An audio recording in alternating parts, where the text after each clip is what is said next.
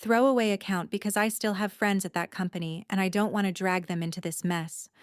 I'm writing this here because I keep replaying the first day in my head, the moment I should have understood that something was wrong, and didn't. Maybe someone reading this will recognize the signs earlier than I did. I worked in a mid-sized company, nothing glamorous, but the kind of place where people stay for years. Stable contracts, quiet hallways, office plants that survive longer than most relationships. I had been there almost 3 years. I wasn't loud, wasn't flashy, but I was reliable. The kind of employee people came to when something needed to actually work, not just look good in a presentation. Then he was hired. New manager, late 30s, perfect haircut, expensive watch that he made sure everyone noticed. He spoke in corporate buzzwords like they were his native language. Alignment, efficiency, optimizing human capital. You know the type. The first week, he shook everyone's hand, smiled just enough, remembered names just enough to seem impressive. He barely looked at me. At first, I told myself it was nothing.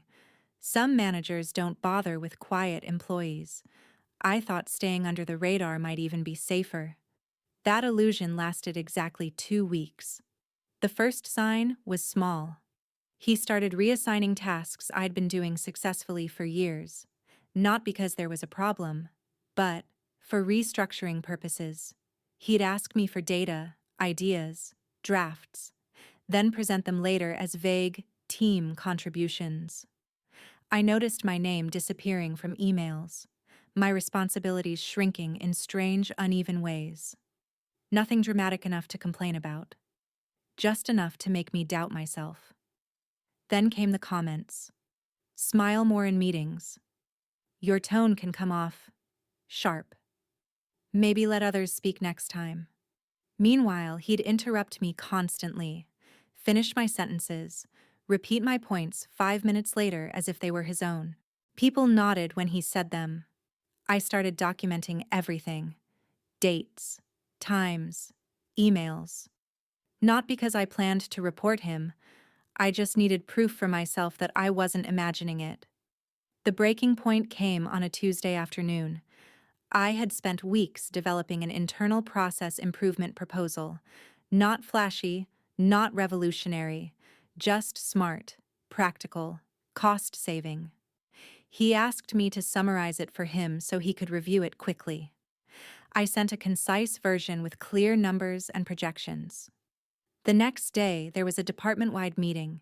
He stood at the front, confident, relaxed, clicking through slides that were unmistakably mine.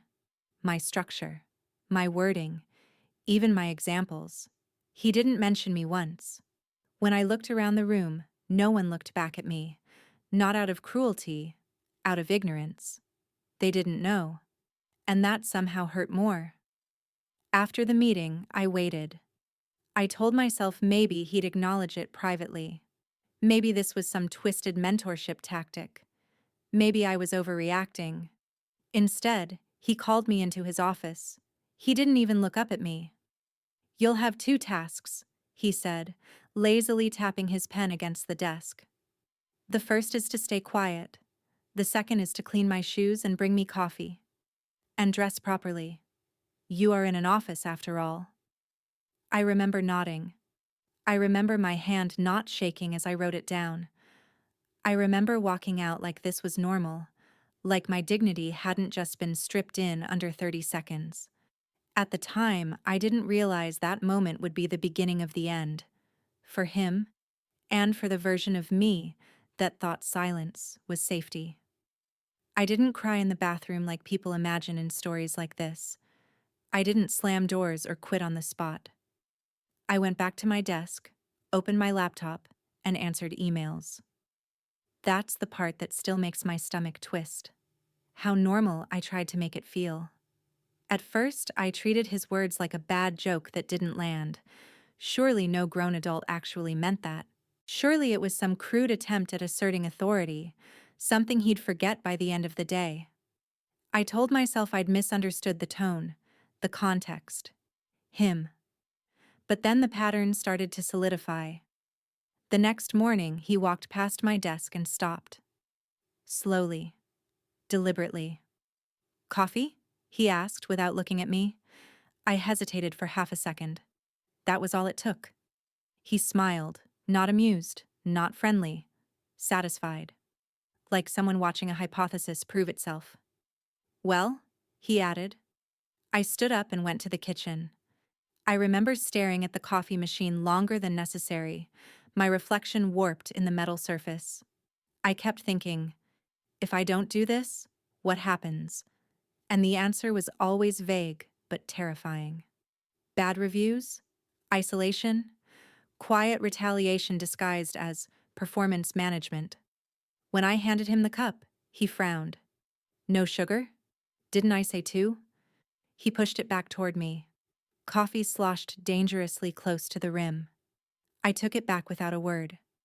That was the moment something inside me went very still.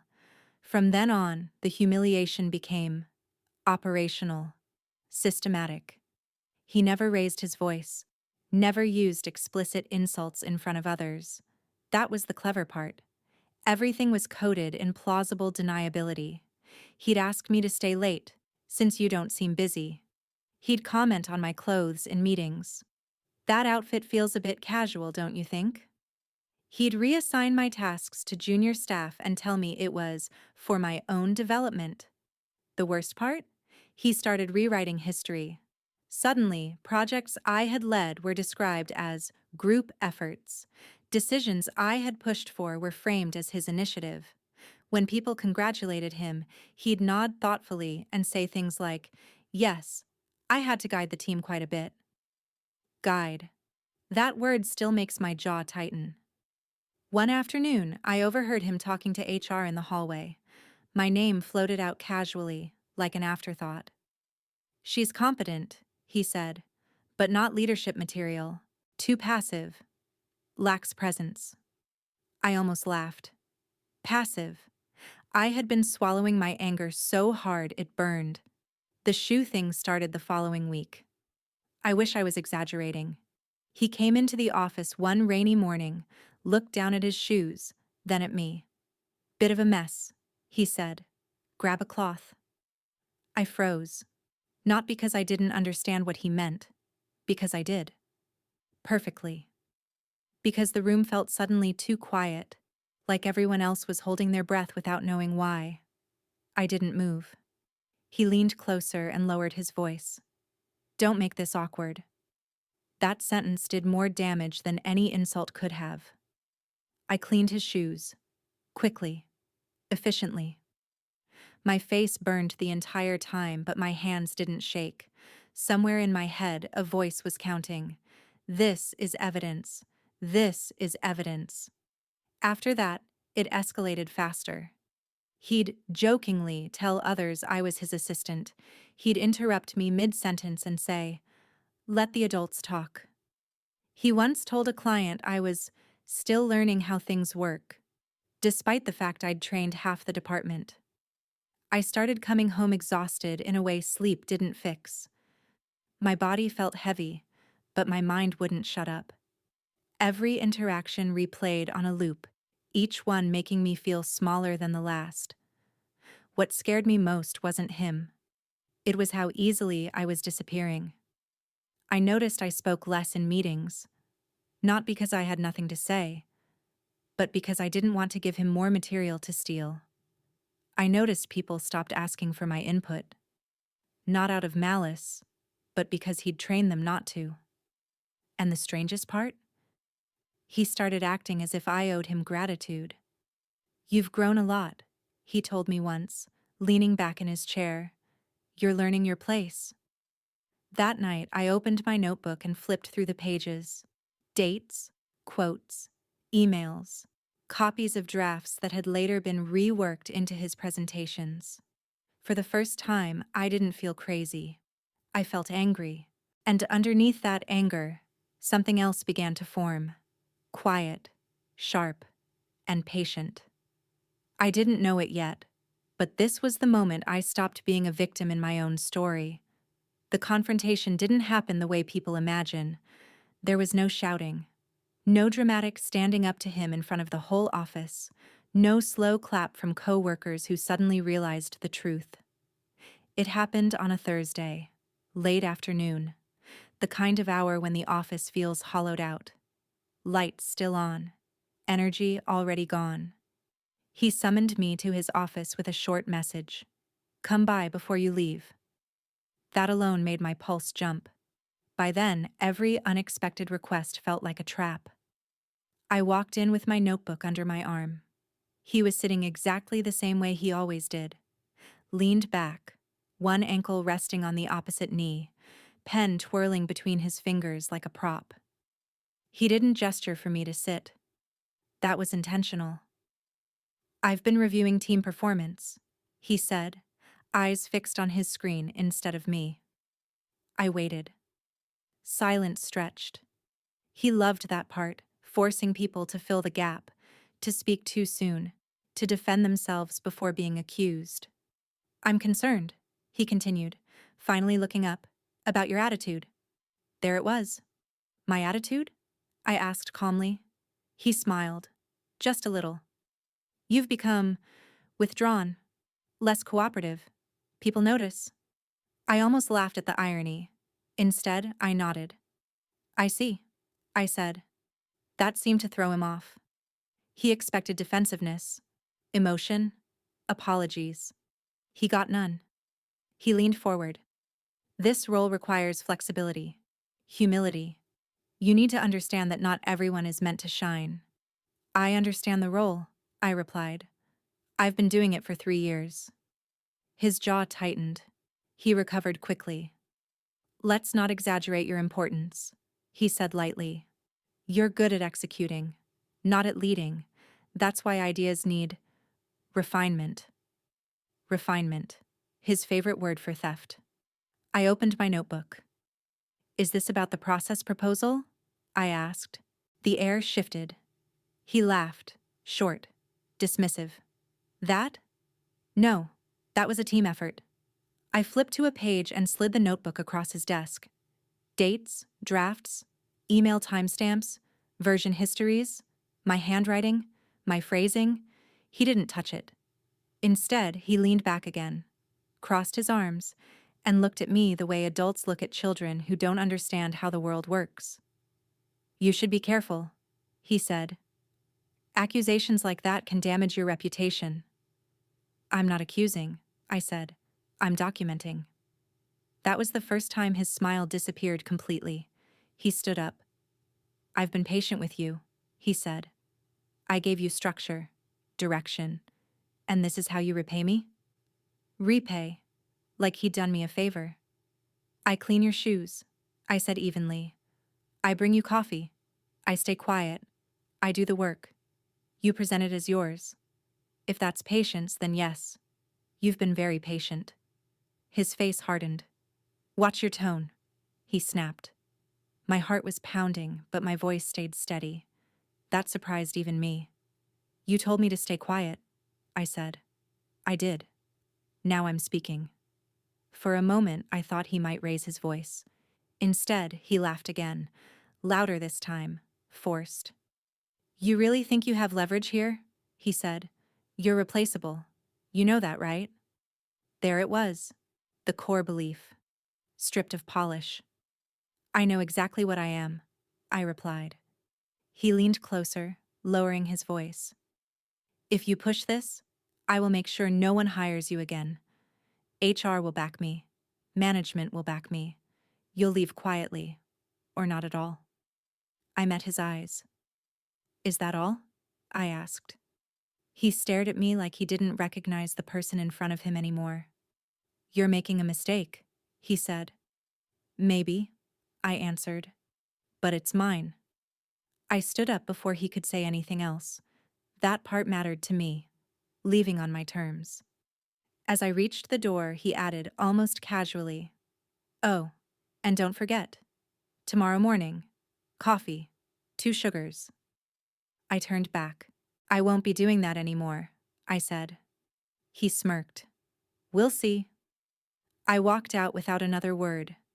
At my desk, my hands finally started to shake, not from fear, from the release of holding myself together for so long. Every cell in my body buzzed like I'd just stepped off a cliff and hadn't hit the ground yet. I didn't know what would happen next, but for the first time in months, I felt something close to relief. Whatever came after this, humiliation, retaliation, fallout, at least it would be real, and at least it would be honest. I didn't sleep that night. Not the dramatic, staring at the ceiling kind of insomnia, the worst kind, where your body is exhausted but your brain refuses to shut up. Every sentence from that meeting replayed on a loop, but twisted slightly each time, like my mind was trying to find a version where I had said something different. Better. Smarter. Safer. I kept thinking, did I push too hard? Not hard enough? Was I calm or did I sound weak? By morning, I felt hollow. At work, the shift was immediate. Not loud, not obvious, just colder. He didn't speak to me directly. Instructions came through curt emails, CC'd to people who didn't need to be included. Meetings were moved without telling me. When I did show up, conversations paused, not because coworkers were hostile, but because he'd trained them to be careful around me. I had become a liability by association. The worst part wasn't the silence, it was the doubt. I started second-guessing everything. Maybe I was overreacting. Maybe this was just how corporate hierarchies worked and I'd been naive. Maybe cleaning his shoes was symbolic, not literal humiliation. Maybe staying quiet really was part of my job now. That's how it gets you. Not with one big, obvious cruelty, but with 1,000 small cuts that convince you the bleeding is your fault. I caught myself apologizing for things I hadn't done, speaking less, shrinking my body language, choosing seats at the edge of the table instead of the center. I hated that version of myself, which only made the shame deeper. At lunch, I stopped eating with others. I told myself it was to clear my head, but really, I couldn't stand pretending everything was normal.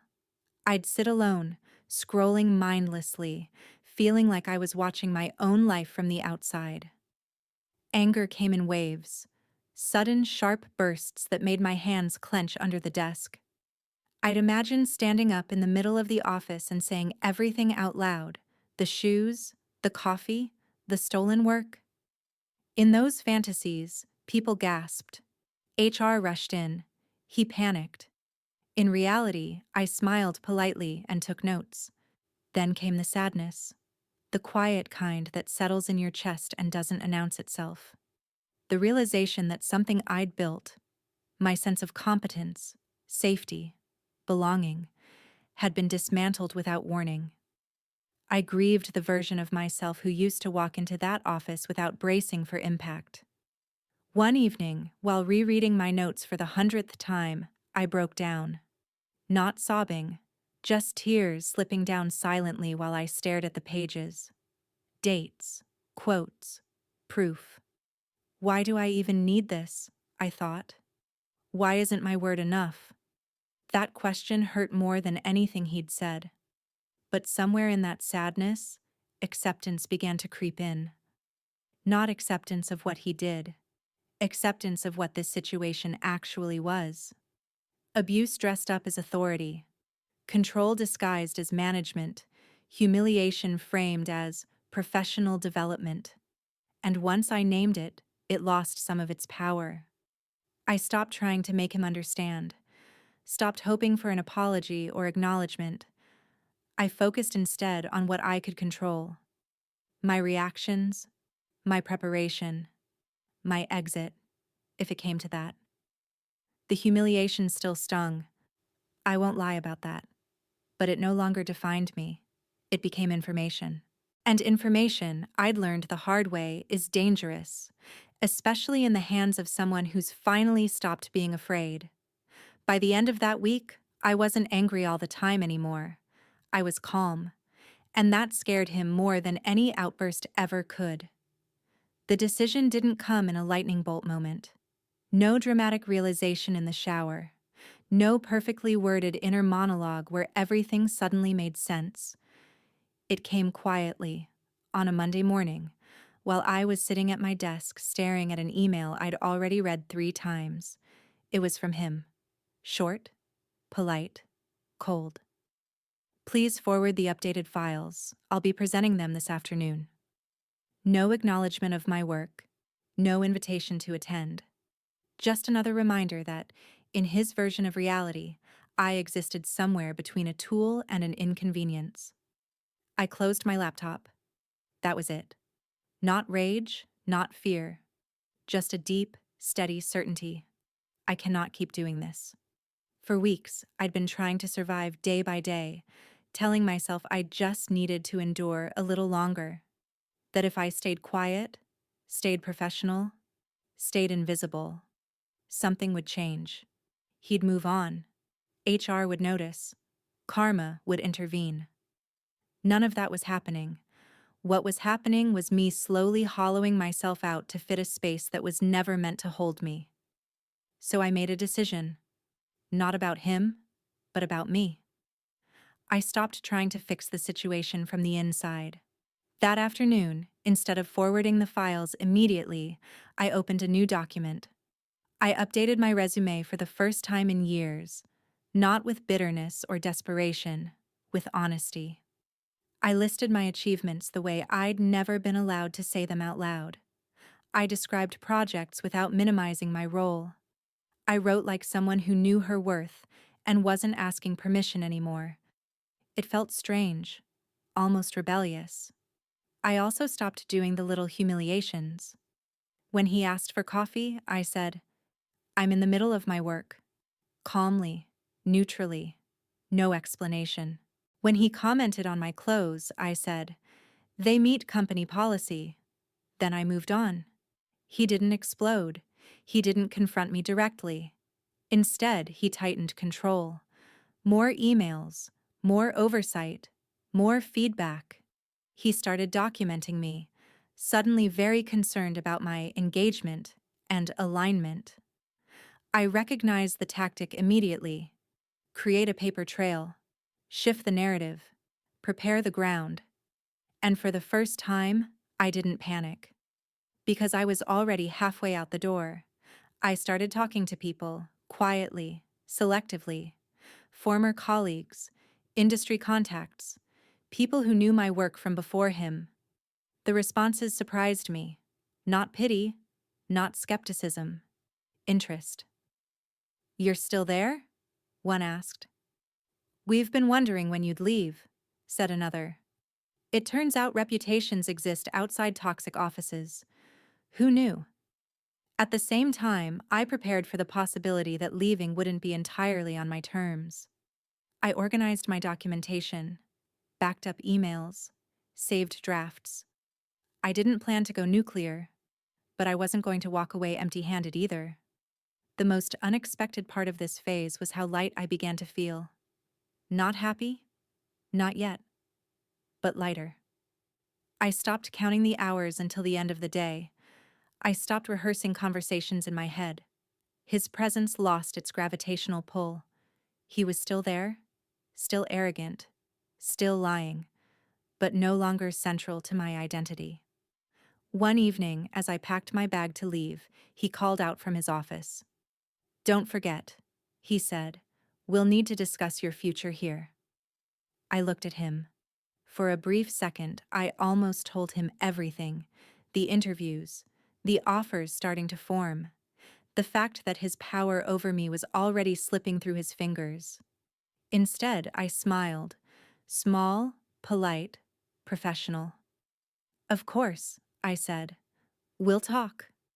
And as I walked out, I realized something that hit harder than any insult he'd ever thrown at me. My next steps weren't about escaping humiliation anymore. They were about choosing myself. And once that choice was made, the rest was just logistics. I didn't walk out in a blaze of glory. No dramatic resignation speech. No applause. No instant justice. What happened instead was quieter. And, honestly, more realistic. 2 weeks after that, "We'll talk," I handed in my notice. Standard letter. Neutral wording. I thanked the company for the opportunities. I didn't mention him by name. That part mattered to me. I wasn't running from him anymore. I was walking towards something else. He looked genuinely confused when I told him. "You're making a mistake," he said, like it was a script he reused. "You won't find better conditions elsewhere." I nodded. "Maybe." He waited. I think he expected me to flinch, to negotiate, to ask for reassurance. I didn't. By the end of that day, the humiliation stopped. Not because he changed, but because I was no longer available for it. And that's something no one tells you. Some people only have power because you're standing close enough for them to reach you. The last few days were awkward. Coworkers started coming up to me quietly. "I didn't know," one said. "I always thought something was off," said another. I didn't correct them. I didn't explain. I didn't need validation anymore. Their sudden clarity wasn't my responsibility. On my final day, I packed my desk slowly. The notebook, the one with all the dates and quotes, went into my bag. I didn't throw it away. I earned that record. As I left the building, I expected to feel triumphant. Instead, I felt steady. Here's what I learned. For anyone reading this who might be where I was, if your boss humiliates you privately, it's not because you're weak. It's because they're careful. If they steal your work, it's not because you're invisible. It's because your ideas have value. If you start shrinking to survive, that's not adaptability. That's damage. Silence isn't professionalism when it's enforced. Calm isn't consent. And "that's just how they are" is the most dangerous sentence in any workplace. You don't owe loyalty to someone who strips you of dignity. You don't need permission to leave. And you don't have to win publicly for it to count as a victory. Sometimes the strongest thing you can do is walk away intact, with your skills, your sanity, and your sense of self still yours. If you're reading this and recognizing your own situation in it, document everything, trust your instincts, and remember that a job that costs you your humanity is already too expensive. I stayed quiet longer than I should have. I won't do that again. I thought leaving would be the end of it. That once I handed in my badge, shut down my laptop, and walked out with that cardboard box cliché everyone jokes about, the story would close itself neatly. Trauma processed, lesson learned, onward and upward. That's not how it works. The first week after I left, my body crashed. Hard. I slept 12 hours a night and still woke up exhausted. My shoulders ached constantly, like I'd been bracing for impact for months and forgot how to relax. Every email notification on my phone made my heart jump, even though none of them were from him anymore. That's when I realized something uncomfortable. I hadn't just left a toxic job. I was detoxing from it. Then the messages started. At first, they were subtle. A former coworker texted me, "Hey, random question. Did you design that new workflow we're using?" Another, "He's presenting something tomorrow that looks a lot like your old drafts. Just thought you should know." I told myself I didn't care. And mostly, I didn't. At least, not the way I used to. But it was unsettling to realize that even after I was gone, he was still using pieces of me. My thinking, my structure, my labor. A week later, I got an email forwarded to me by accident. It was internal. Not meant for me at all. HR asking him for clarification about project ownership. A client questioning inconsistencies in his process. Someone higher up asking why documentation didn't match earlier versions. Nothing explosive. Just cracks. And here's the strangest part. I felt nothing. No satisfaction. No urge to intervene. No desire to finally shout, "See? I told you so." I had already moved on. That's when it hit me. The real revenge wasn't exposure. It was absence. Without me there to absorb the chaos, Things didn't run as smoothly. Deadlines slipped. People asked questions he couldn't answer as confidently anymore. Meetings got longer, more defensive, less polished. I wasn't special. I wasn't irreplaceable. But I had been doing more than my job. One afternoon, about a month after I left, I ran into someone from the company by chance. Coffee shop. Awkward smiles. You know, they said hesitantly. Things have been different since you left. I just nodded. They lowered their voice. He's been under a lot of scrutiny lately. I didn't ask for details. That boundary was important. What surprised me most during this phase was the delayed anger. Not the explosive kind. The slow, simmering realization of just how much I'd normalized. How many lines I'd let get crossed because I thought professionalism meant endurance. I caught myself thinking, why didn't I say no sooner? Why did I clean his shoes? Why did I let him talk to me like that even once? Then I stopped myself. Blame is another form of control. Just delayed. I did what I could with the information and strength I had at the time. Growth doesn't come with retroactive courage. Now, in my new role, yes, I did find another job. And yes, it's better. I noticed things I never noticed before. How managers speak to people. Who gets credit? Who gets interrupted? I speak up more, not just for myself. And when someone crosses a line, I don't freeze anymore. I also don't over-explain. Because the biggest thing I learned from all of this isn't about toxic bosses or stolen ideas. It's this. Humiliation doesn't always come with shouting. Power doesn't always announce itself. And recovery doesn't look like victory. It looks like clarity. I used to think surviving that office meant becoming tougher. Now I know it meant becoming done. And that, somehow, made all the difference.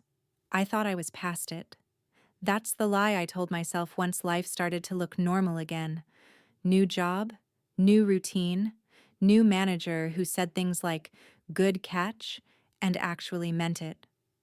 I stopped flinching when someone walked behind my chair. I stopped rereading emails 10 times before sending them. On the surface, I was fine. Then something stupid happened. We were in a meeting.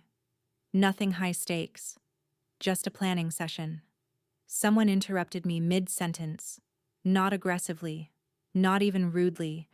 Just talked over me the way people sometimes do without thinking.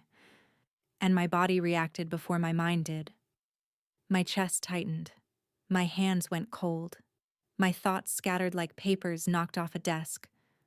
For a split second, I was back there, standing in his office, notebook in my hands, waiting to be diminished. I stopped talking. The room went quiet. My new manager frowned. "Sorry," he said immediately. "You were saying?" That's it. That was the entire interaction.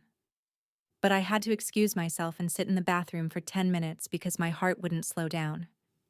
That's when I finally understood. Humiliation doesn't end when the situation ends. It rewires you. It teaches your nervous system lessons you never signed up for. After that, the memories started surfacing in weird, sideways ways. The smell of coffee made me tense. The sound of someone tapping a pen annoyed me irrationally. Any comment about tone or presentation made my jaw lock. None of this was logical. I knew that. But trauma isn't interested in logic. What scared me wasn't the reaction. It was the thought that part of him had followed me, that he still occupied space in my body without paying rent. So I did something I hadn't done before. I talked about it. Not online. Not in vague metaphors. Out loud. To a real person. I said things like, "He made me clean his shoes. He told me to stay quiet. He stole my work and made me feel small on purpose." Hearing the words outside my own head changed them. They sounded exactly as bad as they were. The person listening didn't interrupt, didn't minimize, didn't say, "That's just how some bosses are." They said, "That was abuse." Simple. clear, undeniable. And suddenly, the shame I'd been carrying shifted. It didn't disappear, but it moved. Off my shoulders, where it never belonged. I also started noticing how often women around me shared similar stories once I stopped sugarcoating mine. Different details, same structure, power, plausible deniability, isolation.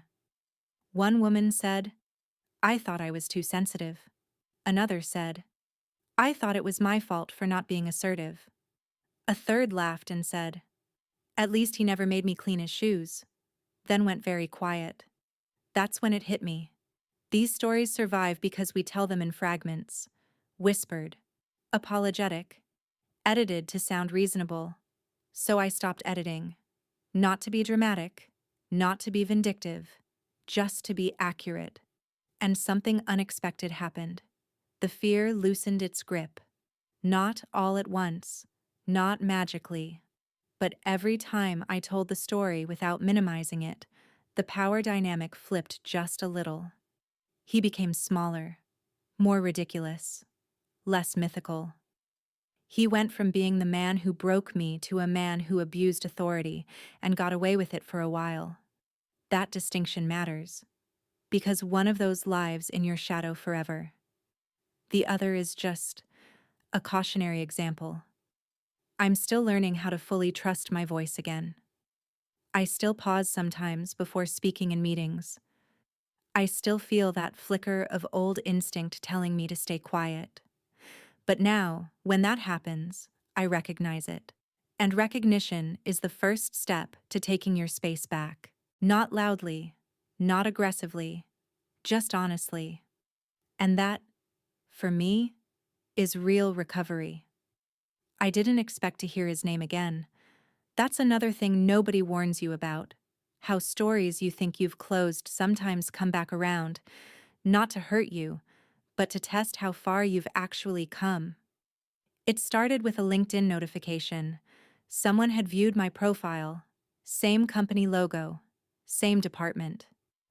My stomach did that old, familiar drop before my brain caught up and said, "You don't work there anymore. You're safe." I almost ignored it. Then, a few days later, a former coworker reached out. We hadn't spoken since I left, beyond the occasional polite check-in. This message was different. Longer. Careful. "Hey," they wrote. "I don't know if this is my place, but things have gotten weird here." I stared at the screen longer than I needed to. We met for coffee a week later. Neutral ground. Bright place. Windows. I picked the seat with my back to the wall without even thinking about it. They looked tired. Apparently, once I left, the cracks I'd only glimpsed started widening. Not dramatically, not in a way that made headlines, but enough to unsettle people who relied on him to have answers. He'd started blaming others more openly. Deadlines were suddenly everyone else's fault. Projects stalled. Clients asked questions he couldn't deflect with confidence alone. And then, someone else noticed their work being presented as his. Then another. Then HR started hearing stories that sounded uncomfortably similar. "What you went through?" my former coworker said quietly. "You weren't the only one." I felt something twist in my chest. Not relief, not triumph. Recognition. A strange grief for the version of myself who'd thought she was alone.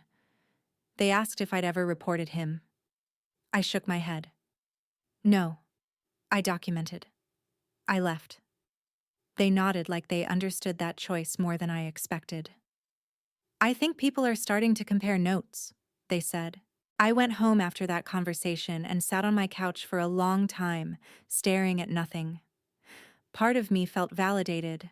Another part felt heavy. Because validation doesn't undo damage, it just confirms it happened. For a brief moment, I wondered if I should get involved. Share my documentation. Add my voice. And then I asked myself a question I wish I'd learned to ask sooner. Who would this be for? Justice? Maybe. Closure? Unlikely. My healing? Probably not. I realized something important in that moment. I didn't owe my pain to anyone as proof. I didn't need to reopen wounds to make them believe me. My story wasn't a public resource unless I chose to make it one. So I declined. Kindly. Clearly. Without explanation.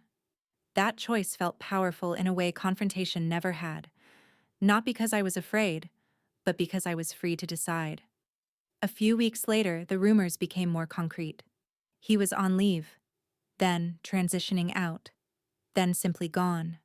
No announcement, no apology tour, just absence. People messaged me with vague updates, as if expecting a reaction. I didn't give them one. Not because I didn't care, but because the ending I'd needed had already happened, months earlier, when I chose myself over staying silent. What surprised me most was how anticlimactic it all felt. No rush of adrenaline, no sense of victory, just a quiet acknowledgement. Yes, that tracks. Power like his rarely collapses in one dramatic fall. It erodes, slowly, from the inside, especially when it's built on stolen work and intimidated people. That night, I went through my old notebook one last time. The dates, the quotes, the evidence. Then I closed it and put it away. Not because it wasn't true anymore, but because it no longer needed to sit at the center of my life. Some stories don't end with confrontation, they end with distance. And sometimes, that distance is the most honest proof that you survived. Once the noise faded, something unexpected happened. Things got quiet. Not the heavy, tense silence I'd lived in for so long, but the ordinary kind. Days passed where I didn't think about him at all. Weeks where my body didn't brace when someone senior walked by. Moments where I spoke in meetings without rehearsing my words in advance, without scanning faces for signs of irritation or dismissal. And that's when I realized how much of myself I'd been holding back, without noticing. In my new job, people asked questions, real ones, not traps disguised as curiosity. When I said, "I'm not sure yet," no one treated it like weakness. When I disagreed, no one smirked or reframed my words 5 minutes later. Credit was given casually, almost carelessly, like it wasn't a scarce resource to be hoarded. At first, I didn't trust it. I kept waiting for the switch to flip, for someone to decide I was too much, or not enough, for the rules to change without warning. They didn't. What did happen was subtler and harder. I had to relearn what normal felt like. I had to stop apologizing for existing in professional space, stop softening my sentences with just and maybe, stop shrinking my ideas before anyone else could. I caught myself doing it all the time. I just think, this might be wrong, but sorry, one quick thing. Each phrase was a leftover survival instinct, a reflex built in an environment where taking up space had consequences. Unlearning that took effort. Sometimes, after a good day, a genuinely good one, I'd feel an odd wave of sadness. Not because anything was wrong, but because part of me was mourning the time I'd lost. The confidence that had been eroded quietly, piece by piece. The energy I'd spent managing someone else's ego instead of growing. I let myself grieve that. Not dramatically, not publicly, just honestly. One evening, I wrote a list, not of what he did to me, but of what I'd reclaimed since leaving. My voice, my concentration, my sleep, my sense of humor, my curiosity. Things I hadn't realized were negotiable until they were gone. I also noticed something else.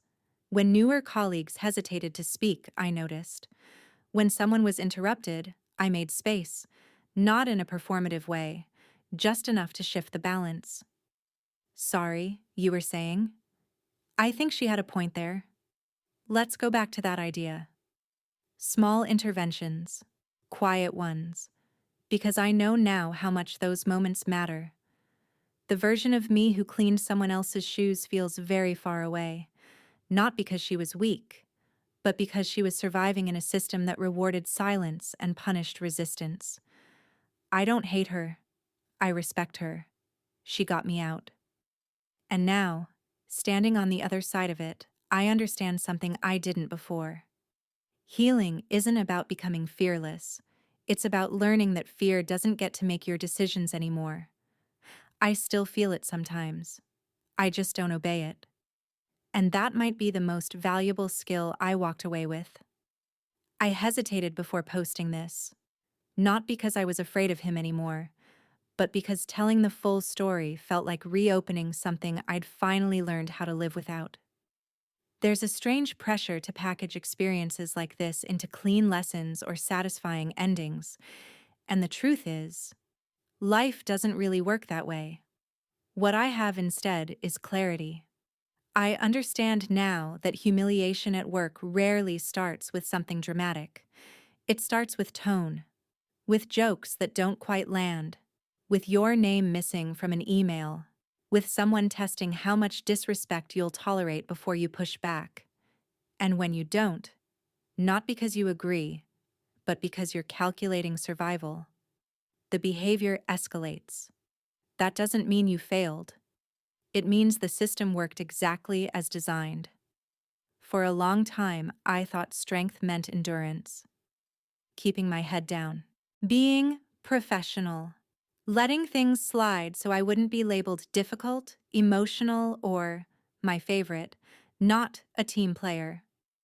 What I learned the hard way is this: professionalism that requires self-erasure isn't professionalism, it's compliance. I also learned that abusers in professional settings don't look like villains. They look like managers with good vocabulary. They lie in ways that sound reasonable. They steal in ways that feel impossible to prove. They humiliate just enough to maintain control, but never enough to trigger immediate consequences. And that's why stories like this matter. Not because they're rare, because they're common and isolated by design. If you're reading this and wondering whether what you're experiencing counts, here's my advice, distilled as clearly as I can make it. If something feels humiliating, it is. If you're documenting to convince yourself you're not crazy, you're probably not. If you feel smaller every week instead of stronger, something is wrong. You don't need a perfect exit plan to leave. You don't need permission to protect your dignity. And you don't owe anyone access to you just because they outrank you on an org chart. I didn't expose him publicly. I didn't win loudly. I didn't become a cautionary tale they warned others about. What I did was leave with my skills intact, my sense of self slowly recovering, and my future no longer tethered to someone else's ego. That's enough. If this post helps even one person recognize a situation earlier than I did, then sharing it was worth it. And if you're in the middle of something like this right now, feeling stuck, embarrassed, unsure, please hear this. You're not weak. You're not imagining it. And this is not the best it gets. Sometimes the bravest thing you can do isn't standing up in the moment. It's choosing yourself, quietly, deliberately, and without apology. Thanks for reading. And if you need to walk away, I promise, life on the other side is real.